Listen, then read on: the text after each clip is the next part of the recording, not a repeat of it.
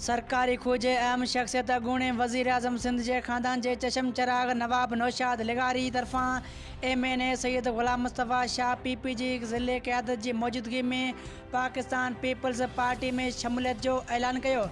ज़ुल्फ़िकार कबूल के ख़बर मूजिब सरकारी खोजे अहम शख्सियत अगूणे वज़ीर आज़म सिंध नवाब वली मोहम्मद लिगारी के ख़ानदान की चशम चराग नवाब नौशाद लिगारी सकंड में सैयद काटन फैक्ट्री में MNA सैयद ग़ुलाम मुस्तफ़ा शाह पाकिस्तान पीपल्स पार्टी ज़िले सदर अली अकबर जमाली तहलके सदर अब्दुल गनी जमाली बेन के मौजूदगी में पीपल्स पार्टी में शमूलियत जो ऐलान किया।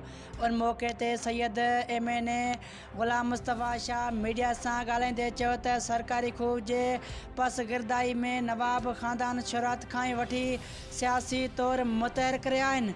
संदसि ख़ानदान जे इलाइक़े जी तरक़ी लाइ केतिरियूं ई क़ुर्बानियूं ॾिनियूं आहिनि।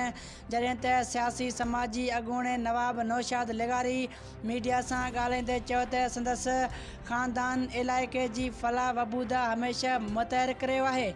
MNA सैयद ग़ुलाम मुस्तफ़ा शाह सां शुरू खां ई ताल्लुकात रहिया आहिनि। अॼु पाकिस्तान पीपल्स पार्टी में बाज़ाब्ता तौर ते शमूलियत जो ऐलान कयां थो।